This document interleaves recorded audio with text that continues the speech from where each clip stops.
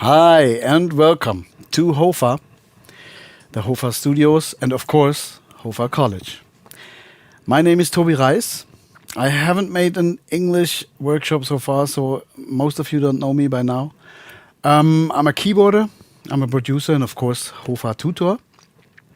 And today I want to talk to you about reverb and other forms of spatiality. What is it all about? Why do we need it? Why should we have it? And how do we do it?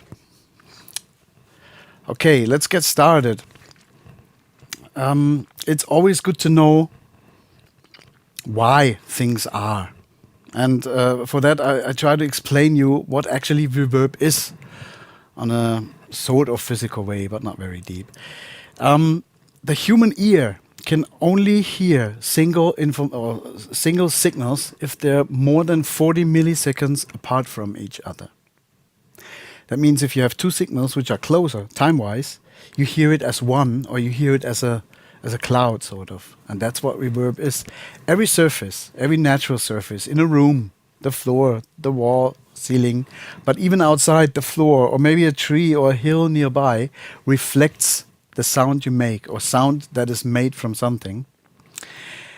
And it creates many, many tiny echoes.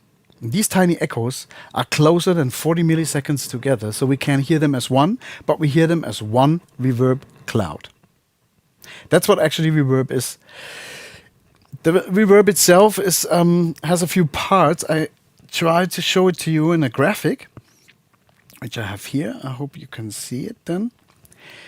We have here, the first green thing here is the actual direct sound, maybe a snare hit, or maybe your voice, or whatever it is.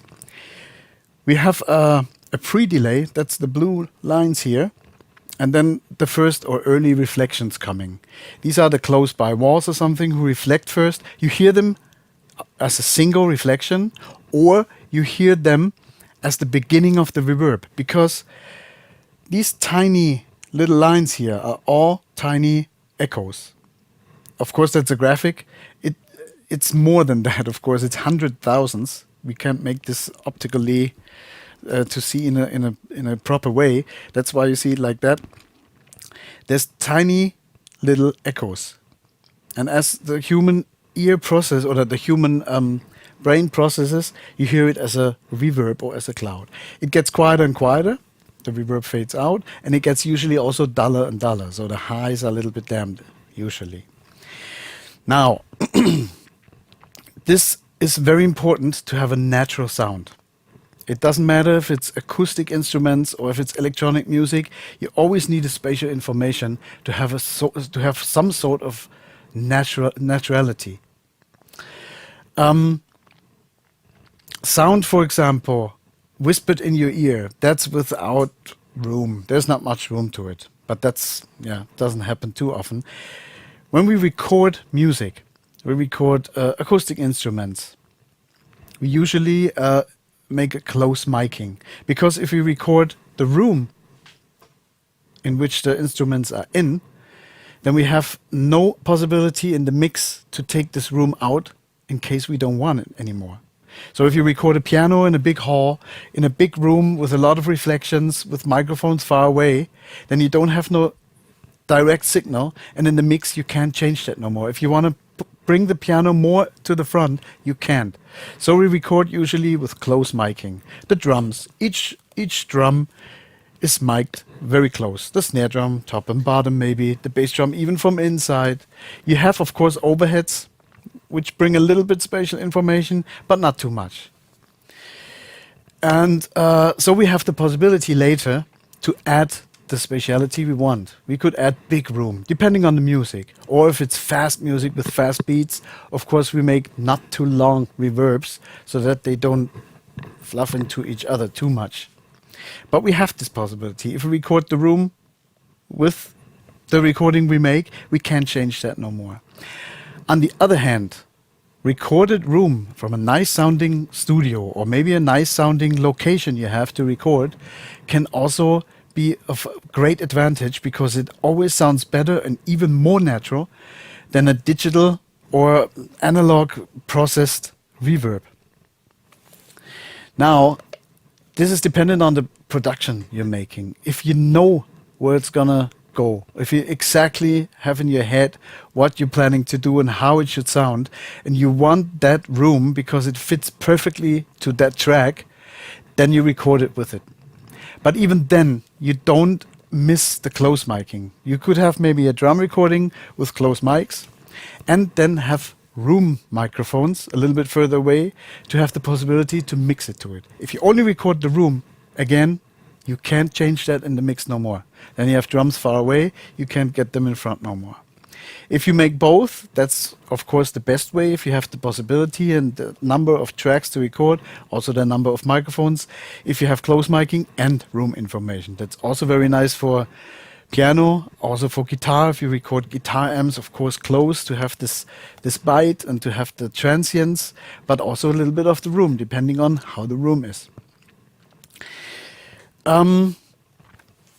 I can show you. I have a few examples prepared for you. I have here a production of mine with real drums. Maybe the beginning, I let it walk through.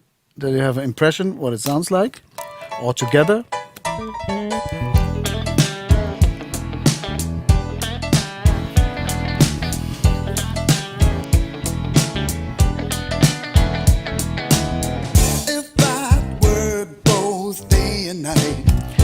So that's the song, just to have an impression. Now I solo the drums, but I take this room, I leave it in first. What I have here is 2 kick tracks, 2 snare tracks, kick inside the microphone, snare top, snare bottom, and the hi-hat. I have an overhead, which is a stereo track, a room track, that's what I talked about before, from a little bit further away, and also a mono trash, which in that occasion was placed in a stairway to the basement, to the toilets actually, to have a little bit of this, not too nice sound, but which works very well to mix it a little bit to it. I play the drums for you.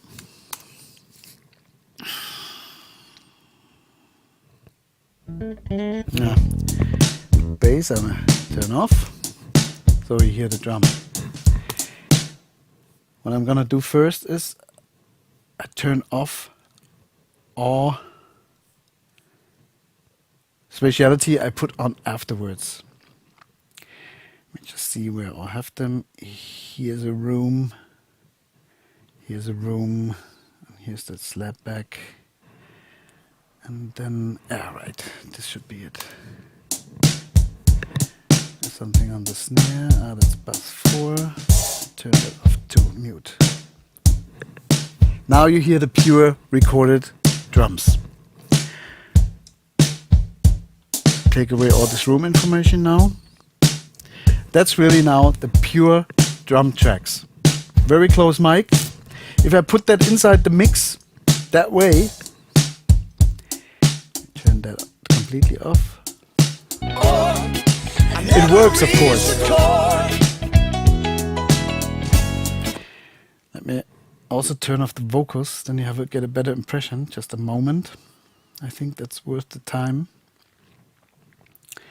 Backing, reframe, backing wedge, backing, main voice, and so.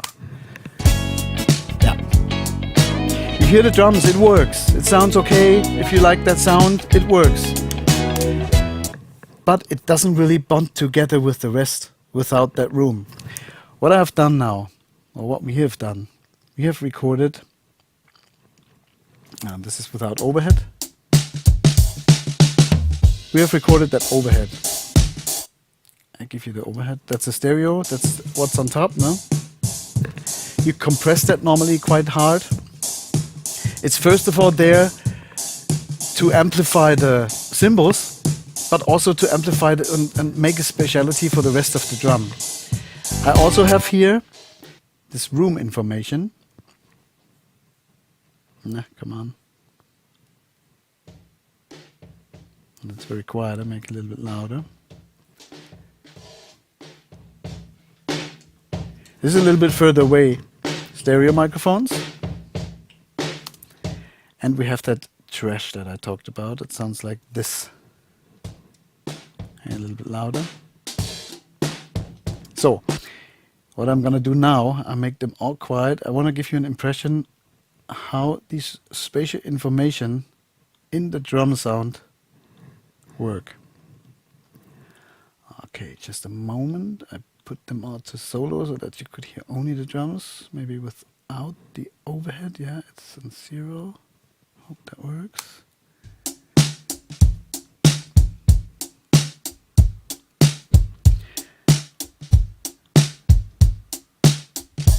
So, all on 0. Now you hear only kick in, kick out, snare top, snare bottom, and hi-hat. Now I put this overhead to it. And you see how it changes actually the impression, how naturalness is added. That's now too much. Now you hear the bass drum has a little bit of woom. Off again. Very dull. Place it where the drums are playing. Right. Again, overhead.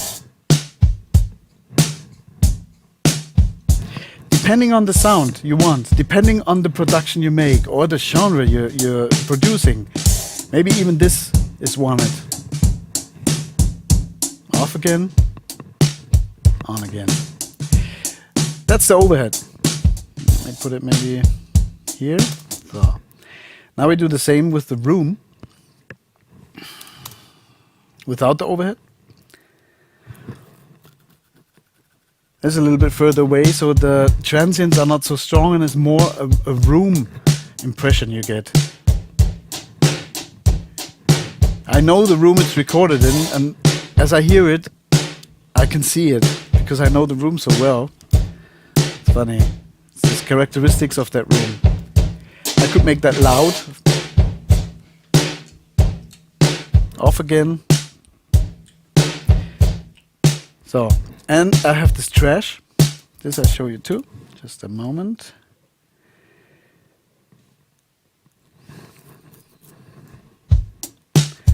Put it up.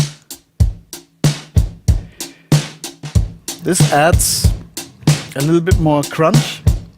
And as it's a mono signal, not too much spatiality, but still it has a little bit more, the signals are not so short anymore. So you get a sort of a spatial information, especially together with the others. What I'm gonna do now is I run the thing without any room microphones, and then one after another I put together. So overhead, a little bit of the room.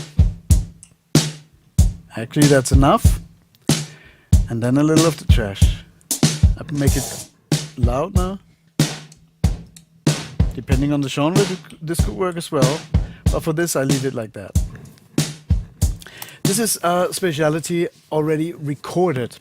You can use that for the production. You could even record big rooms, of course, to have a real long reverb and things like that.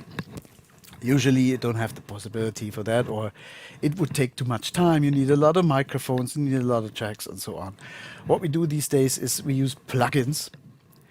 And with these plugins, we simulate the rooms, the spatiality. There's different ways. Important to know is that low frequencies shouldn't be too much inside a reverb cloud, because that makes everything a little bit, yeah, it starts losing its tightness. The signals are not clear anymore, especially in the lows. Low frequencies are not only received by the ear, but also by the whole skull and the body. It's a different thing. I wouldn't put any reverb, of course there's exceptions, on low frequencies, not on a bass, and actually not on a bass drum, at least not much. But what we always do to get a very natural drum sound is we add to the snare and to the hi-hat a little bit, especially to the snare, to the hi-hat, of course to the toms, we add a little bit spatiality. What I've used here, I can show you that, is the Abbey Road chamber.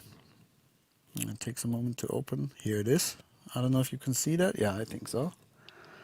I explain you that later. And do I have something else? No, I just have now this little room. Turn it off again so that you could hear the difference. Just a moment. Muted, get out. I run it like that. Now I have on the snare a little bit of that room. If I turn off the other room. Listen to the snare. Has a little reverb on it. No. So. And off. Dry. Doesn't sound natural. It sounds like your head is in between the drums, in between the single parts of the drums. It's just not natural. If I put a little bit on the snare and the hi-hat, it has a little bit more. It bonds, although it's taken apart.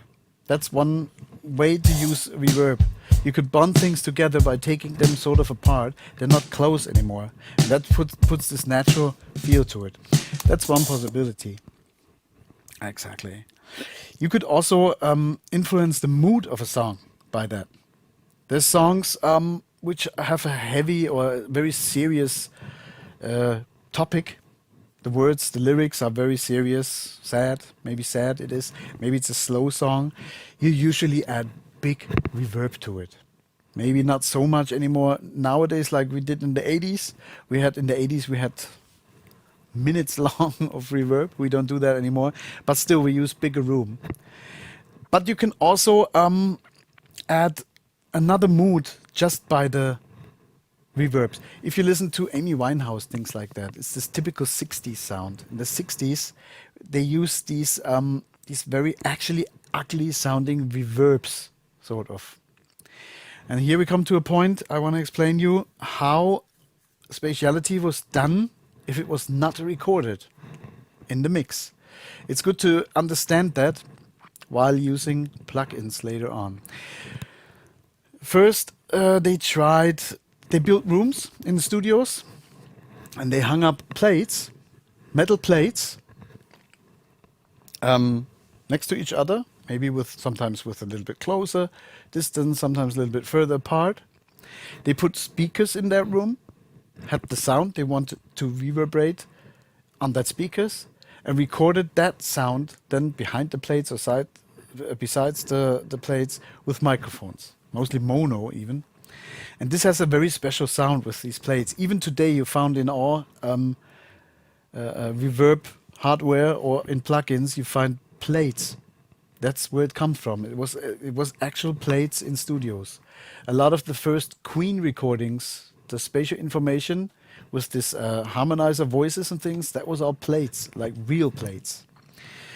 What they also did, there was different approaches. They used springs, still used today in guitar amps. That was like a spring. That's a metal thing, like a snail. And if you tip on it, it makes this sound.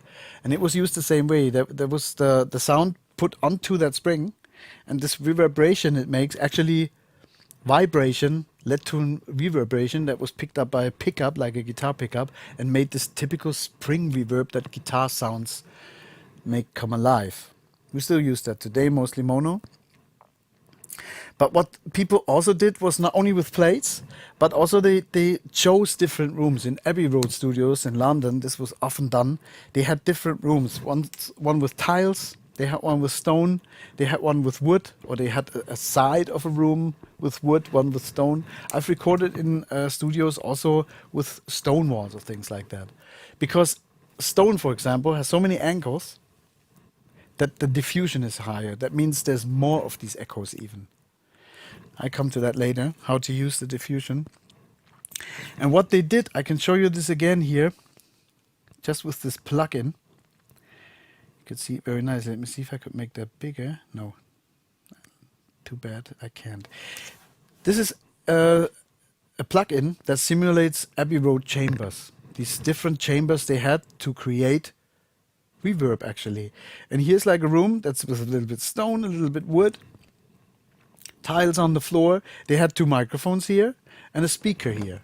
So they sent the signal here, had all these reflections from this room, from the tiles with more or less diffusion, and recorded it then again with 1 or 2 microphones. In this plugin, you could change to fully tiles, different shapes, and here's like bass traps in it. You could adjust all that. And from that, you get a reverb.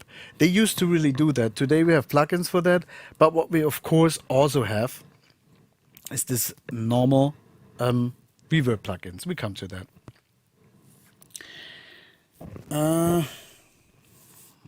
The best is I show you first how we put reverb into our production. Let me see. I think I used the snare top signal.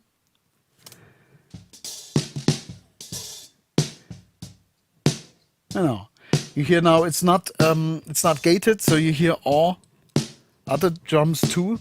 Let me put it again together. So here's all, but I just want the snare top so that you get an impression. Right. Now, there's 2 possibilities for that. You could use your DAW. Take a channel strip here in Logic. Also, you have the mixer with the track. In Logic, I can have this channel strip shown in the arrange mode. Put that together. So you could put it in there on the channel as an insert, just as any plugin. Let's choose one that's simple. I have here Reverb. One with simple things is, for example, here Renaissance Verb. It's a Waves plugin. It's very simple. I turn off that what I put on before. So wet dry I have to put on 0. Here's my snare. And here I put this reverb to it. Very important is if you want to use a reverb plugin inside a channel strip as an insert, you always have to adjust the wet dry or the mix. Sometimes it's called mix depending on the plugin. You have to be very careful because all plugins default are on 100%. That means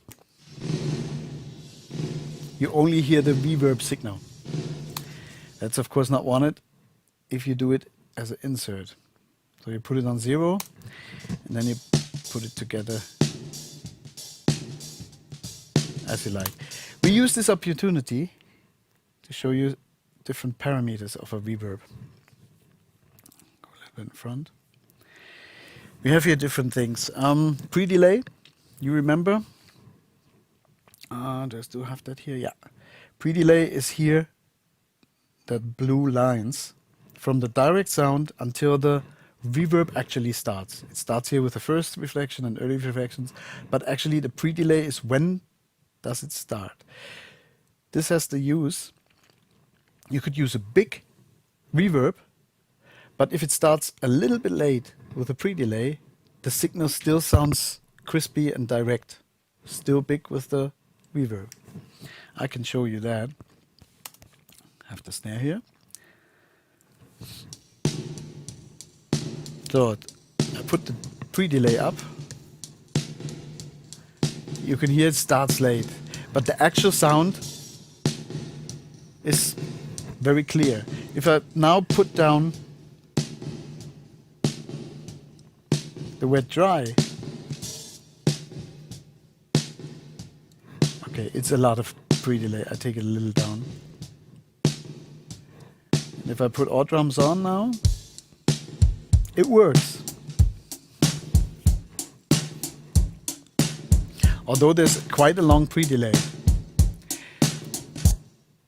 That's the pre-delay. You could play around with that. Mostly if you make a long pre-delay, you take the level of the reverb actually down, because it also gives them a time information which could disturb the sound or disturb the timing information of the song, especially with drums. Okay, I take that back down. We have here time. That's how long it takes for the reverb to fade out.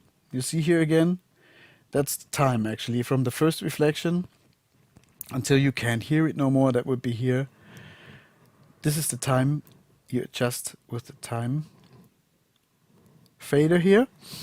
It's different with every plugin. Sometimes it's in seconds, sometimes it's a knob to turn. Here it's a fader.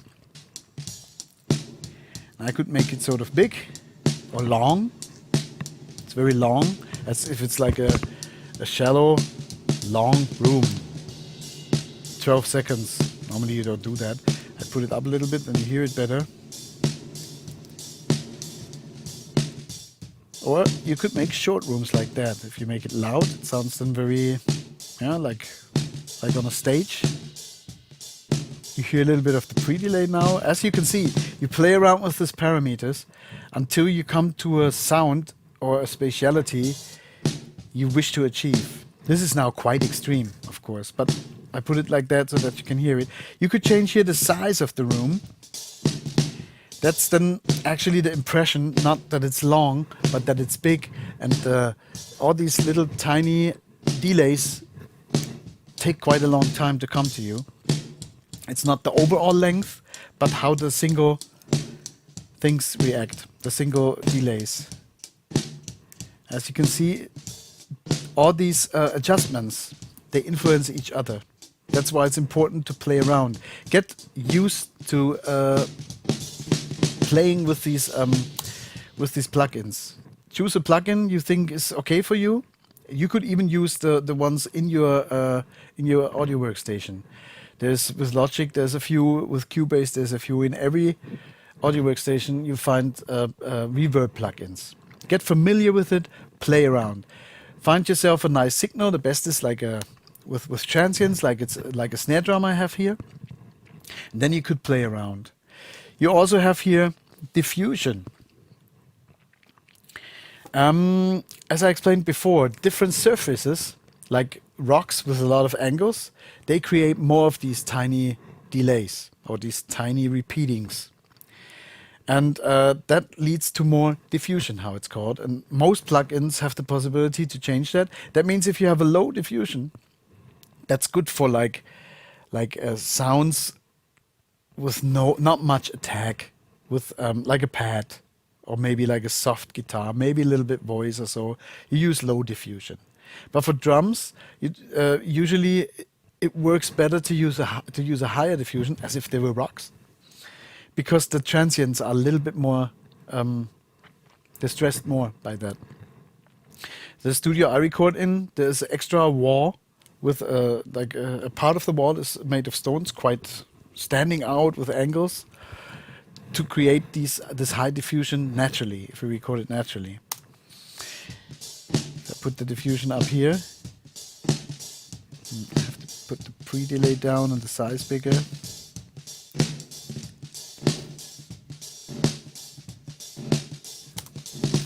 Stop it again, moment. So now the diffusion is high.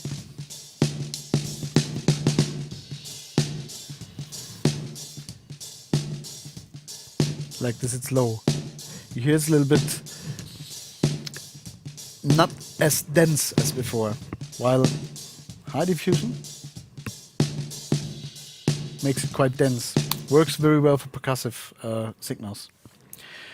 So in this plugin, decay is similar to the time, but has a little bit of different, works a little bit different.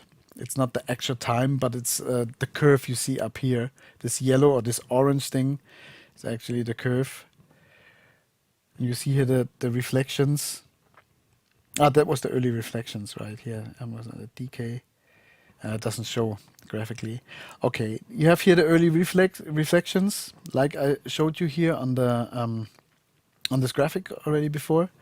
That's here these bigger green things. That's the closest wall. The first reflection you get, you even hear that single, or a few of them single, and then it becomes a reverb. And you could adjust these early reflections here in this plugin. Also how loud the reverb in general is, and of course the wet-dry, like I told you. Wet-dry, again, very important if you use a reverb plugin or in general plugins as an insert in a channel strip, as we used it here now. Okay, go back to that page, right? I take that back out. No plugin. What I do now is, or let me explain different. If you put this reverb plugin onto a channel strip, here, my snare top channel, and you have the problem, it uses a lot of DSP power from your computer. It's quite intensive for reverb. It's a lot to calculate. And you can only use it for that one single track. Actually, that's a waste. Sometimes it's okay if you really only need it for that track. But usually, to create a natural sounding mix, you should use sort of similar reverbs. You could use different kind of reverbs, of course. But if they're too far apart, it lacks of naturalness, actually. So a good tip, or what most producers do, and what makes the most sense, is to use the same reverb for different tracks in maybe different levels. I have here a little bit of the same that I have on the snare, I have on the piano. Like that, you get the ear gets the impression it happens in the same room. It stands closer, it stands further, but it's in the same room. If I have a reverb for the drums, which is with a lot of high frequencies and a lot of early reflections and things, it looks like the ear makes it look like it's a big chamber or a big cathedral or something, or a chapel at least, with high ceiling, stone walls maybe, which are very flat, have nothing. And then you put a reverb on the piano in a wooden room with no early reflection and maybe short and a little bit dampened. This won't find any bonding together. You always have to take care that single signals find bonding together. Like I said, of course you can use different kinds of reverbs, but they shouldn't be too far away. So what we do, what I always do, and most producers do as well, you choose a few rooms, maybe a small one, to simulate maybe the room you recorded in for the vocals, for the piano, or for the guitar, or whatever it is, for the drums. And then you use, for example, to keep it simple for now, a second reverb which is longer, has a little bit pre-delay, and which opens up a reverb behind the signals. And if you use different levels for that second one, you could make sort of this, each signal is behind. I have the vocals more in front, I have the piano a little bit more in the back, the drums maybe in between, things like that. Maybe the drums I use a reverb then, which is similar but has a little bit later pre-delay, or more pre-delay actually, to have the direct sound very, very crisp, but still that reverb afterwards. So what we do in the audio workstation, I stay here at my snare top channel and I create a bus. In Logic here, you click here, bus, and let me choose an empty one. As you can see, I have a lot already. I use now bus 6, and then I have here a level. And here's my bus 6. It's called AUX 22. I call it now Workshop Reverb.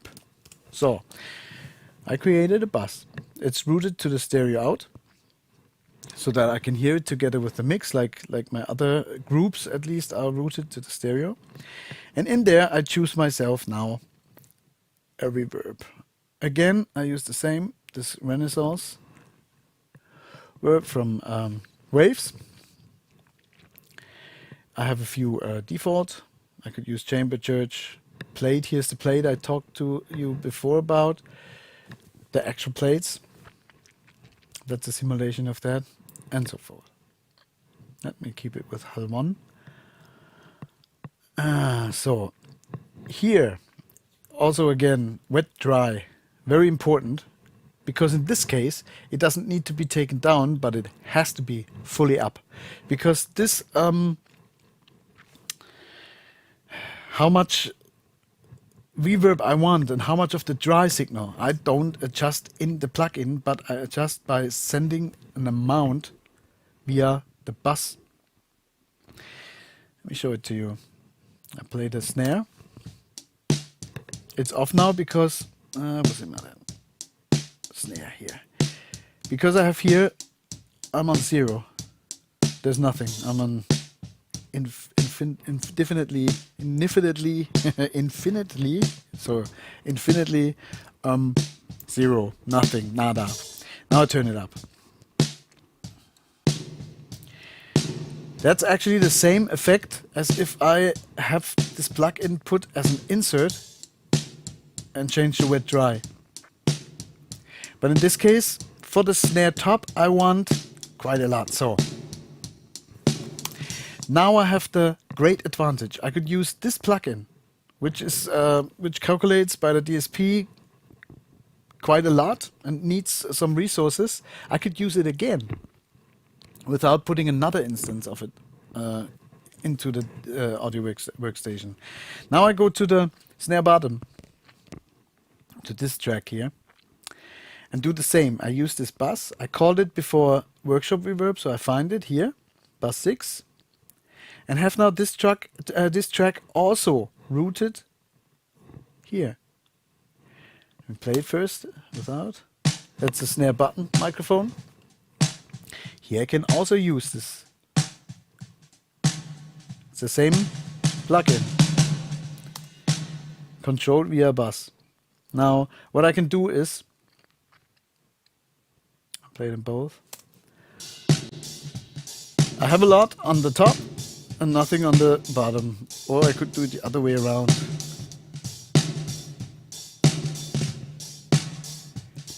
Totally different sound. So very important again, tip for you all, play around with it. Try out. You have to take yourself a long time to play around with reverb, to get used to it, to get familiar with it, and to understand what happens if I fumble around with all these faders and knobs. Because you will come to sounds which are hard to achieve if you just want to achieve them, but you don't know how. If you play around, you always come to a result. And by the time you learn how to use these properly. So you see, I have now on snare top, I have none of this reverb, and on the bottom I have a lot. Put it the other way around again. It's different because the track sounds different, so I could control the reverb a little bit like that. Okay, usually you don't use that much. You put a little bit on it and a little bit maybe on that one too, to have it sound natural. I hope you can hear it. There's a little reverb after the snare. Maybe a little more. Turn it off. Turn it on. So, to make the whole drum set sound more together, I mentioned in the beginning, don't do it with the bass drum. It doesn't need it anyways, reverb. But the others. Let me put where a little bit hi-hat plays here. I take now again the same bus, workshop reverb, put the bus here, the amount, the send a little bit up. He stopped. And as you can hear, it adds room and connects everything together. Otherwise, it would be like the snare stands in a room that's a little bit bigger, makes a reverb, and you hit it, and the hi-hat is in a small room that makes no reverb. How do you play that? There's one playing the hi-hat and one playing the snare. It doesn't happen. It's always the drummer in one room. So you should always also put the spatiality sort of fitting together with different amounts of here bass send, which I'm doing. I put a little bit spatiality of the same room on the drum set. The same I can do with overhead. Again, the same. I route the bus for overhead also on that plugin that I opened.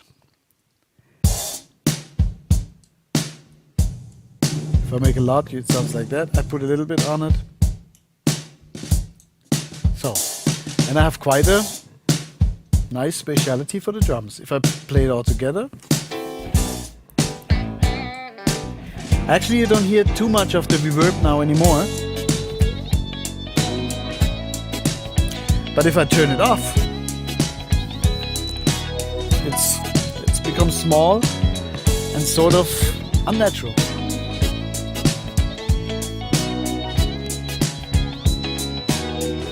Put it back on. Could make it a little louder.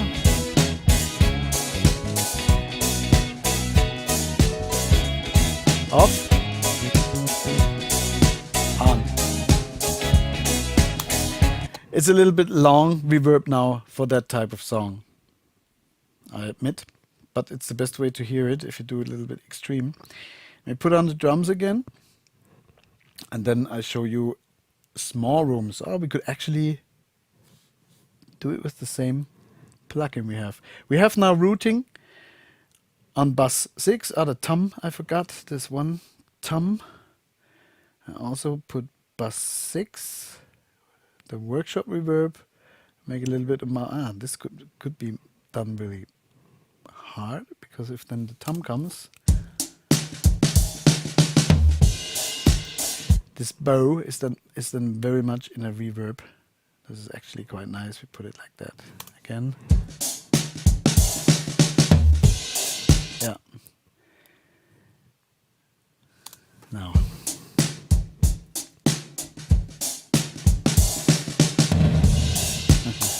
Of course that's too much, but you know what I mean. We find a nice level. Yeah. As a special effect. Of course it sounds then unnatural, but this works then as a special effect. As you see, it comes 4 times in the song. This could be maybe as a funny effect, done a little bit more spatial. So, what we can do now, that's another advantage of using a bus instead of putting it as an insert. First of all, we use it now already for 4 or 5 tracks. Don't have more that the computer has to calculate, because it's still only one. But it sounds a little bit different because I use different levels, or bus send levels, to create a sort of a spatiality. What I can do now on top is I can try around now with different, or room. Make it louder. Now it's sort of quite a big room. Turn it off. On. Or I can use a chamber.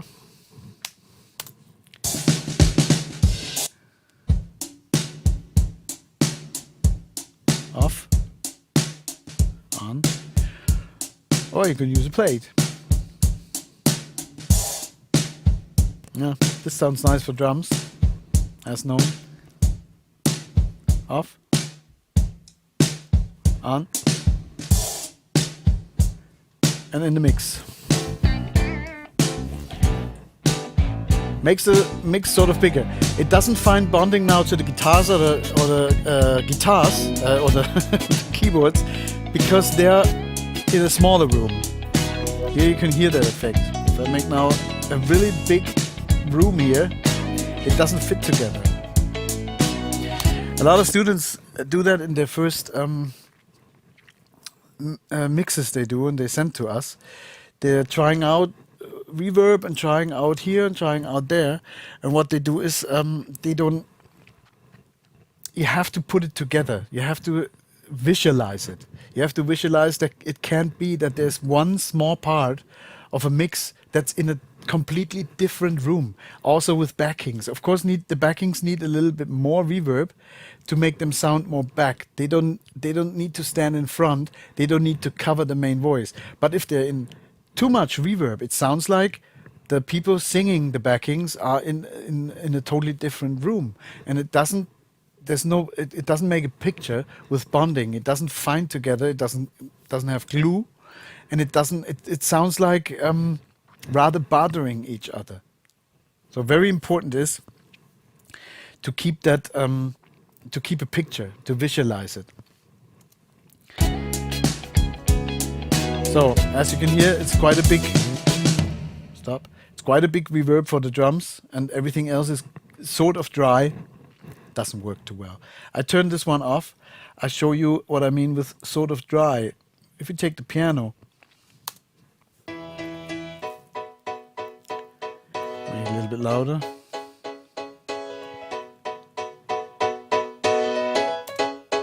Sounds actually quite dry, although it also is. I put it here, let me show you. Here I made a bass. This is number 3. It's called Piano Room. I made an extra piano room because I have a few piano tracks. I made it as a bass. And I also used Abbey Road here with tiles, bass straps. Let me run it. Off.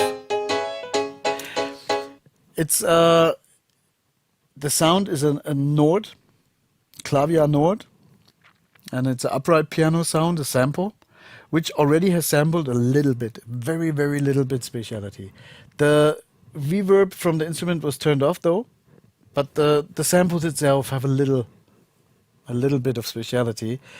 But I wanted to have this a little bit stronger, sounding as if a real piano was recorded in a real room. So I add, it's called backwall. Let me make it louder, then you hear it. Just a moment. Off.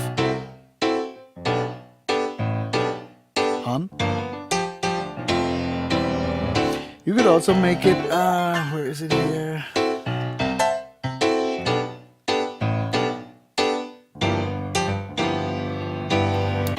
This is dependent on different settings. But you know what I mean. I have a dry signal, sort of dry, and I use a reverb that doesn't really have like a long cloud after it. Still, it puts it in some sort of room to enhance the natural impression you get. You can also achieve that using plugins only simulating the early reflection. Or what sometimes works too, you use a reverb and then you use a delay to simulate the early reflections. Then you have more control over the delays. I have that. Let me find that track here. Not a good example because it was recorded with, I think here, yeah. The guitar, yeah. Here you can hear it quite well. Turn it. It's the dry signal. This was recorded with an amp, with a microphone. So of course you have a very little bit of the room it was recorded in, but it's quite a dry and direct signal. Now I could put reverb on it. We could just do that again. So we use the bass again here. Come on, send bass, workshop reverb. Choose it. Send a little bit level. Turn it on.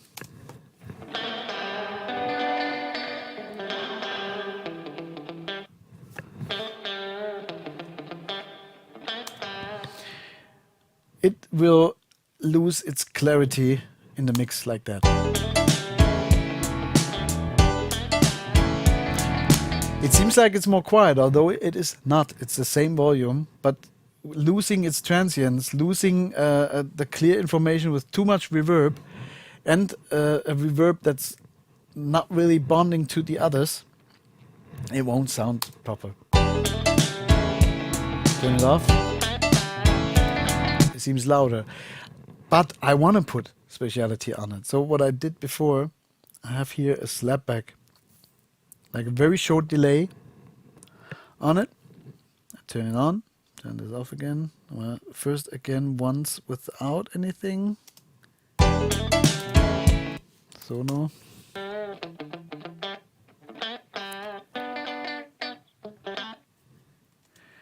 Now, am I here? here, right? Yeah, with the slapback, yeah.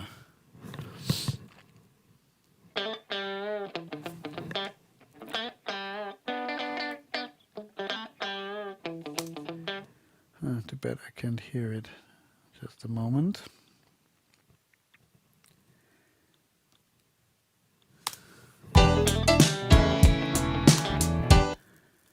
Something has gone wrong here. Stupid tap. Okay. And let's put it like that. Try something here. Here in the piano we had the piano room.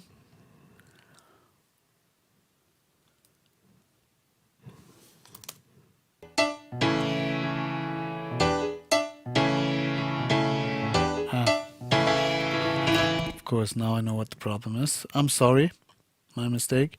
Back to the funky guitar. So I created a little bit of speciality here with just a slapback delay. Again, sorry, once without solo and with a bit too much.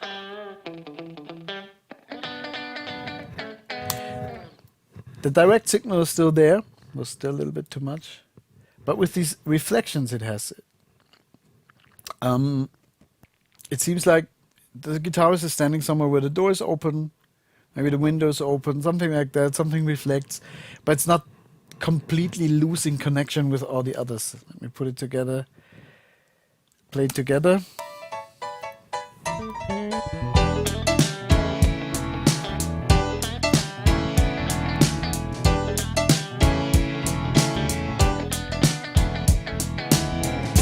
Piano was a little bit loud. Still. So that works too.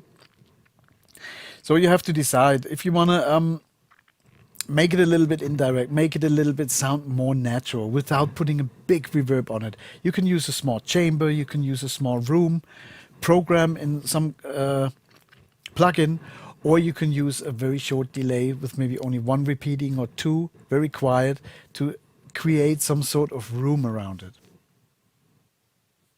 That's the point.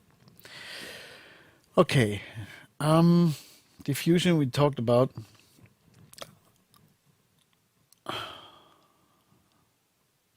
Okay, these are the two possibilities.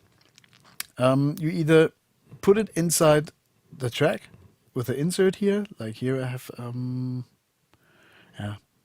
reverb here in it, just as an insert, like I showed you as the first possibility, or you create a bus and send several tracks onto one plugin for reverb, or maybe two. Let me show you if I have the mixer here. I have a few different rooms here. I have also, where are we? It's quite a big production. Here are the groups. Here I have the slapback, which is, there's a few signals going onto that to create this intimacy, but still not too dry. I have here a room with the Abbey Road chamber I showed you. I have one especially for the pianos, a little bit different, a little bit less lows, because the piano plays low so that it doesn't get too mixed up. And actually that's all I have for that. And here you can see still turned up. What we created before is that bus. So important. Let me repeat what's important. You always have to be aware of in what speciality you want to put your production in. Is it a slow song? Then there's possibilities for long reverb, with a long reverb time. Depending on if you like it, depending on the genre. You could still make that dry, but a very slow ballad with no spatial information will sound awkward, I think. There has to be a little bit of it. It doesn't have to be like a Whitney Houston church sound, but a little bit room you always need. Even if you know productions which sound completely dry. There's, for example, this fantastic cover band. Actually, not right the name cover band. They cover, but they do their versions. Is Scary Pockets. I don't know if you heard of them. They do a lot on YouTube. They have a very dry sort of sound. What they do is, first of all, they record also quite some of the room. It's small rooms with carpets which sound dry, but they're never dead. Even if there's a carpet or even carpet on the wall, you always have reflections, some sort of. And that makes a natural spatiality. But they also do close micings. Yeah, it sounds very dry. And what they do is they put room on it. Maybe they use Abbey Road chambers. I don't know. Maybe they use a hardware to put room on it. Even if you have recordings sounding dry snare, pff, there's always room on it. If you just program a drum, it sounds unnatural because it's programmed, if it's supposed to be natural. But even if it's electronic genres, sometimes it sounds a little bit dull. It sounds not alive, let me put it this way. Not natural, but not alive. A little bit aliveness should always be there. It's music. Music is not dead. And for that, you add spatiality. You could big rooms, small rooms. If you need only one signal with a little bit reverb or one special reverb or one signal, put it there as an insert. Be aware of using the wet dry or the mix fader or knob to adjust it properly, or else you have only the reverb signal. If you want to use one room or 2 or 3 rooms for more than one track each, create a bus in your audio workstation and send different levels of the different tracks to that bus. Then you have sort of like behind each other. What's in front has a little bit less reverb. What's in back has a little bit more reverb, or it has the same. What's also possible is you use 2 buses with the same reverb, but one is a little bit shorter or has a little bit more pre-delay. And then you mix. When you mix, you put from on one signal you put a little bit of the first one. On the other signals you put on all the others you put this one with less pre-delay and which is longer. Then you have the same sort of sound of reverb. It glues together. It finds bonding. But you have a little bit possibilities to play around, to carve out the signal you want to have in front more, although it's the same reverb. So there's a lot of possibilities. What I advise you is to choose a reverb plugin. Maybe not too complex for the beginning. For example, I could show you this again, what we have here in we used this Renaissance before from Waves. But if you're a Logic user, for example, but like I said, also Cubase and so on, there is in the audio workstation also here Logic. In this audio workstation you have 4. Now I use Reverb. Also quite simple. You could even graphically adjust how the cloud of reverb sounds, how long it takes to get quiet and so on. You have a high cut to take the high frequencies down. That's another tip.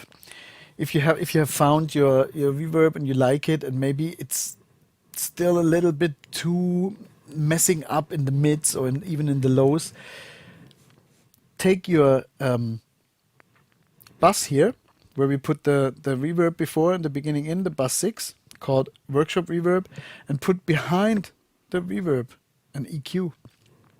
EQ.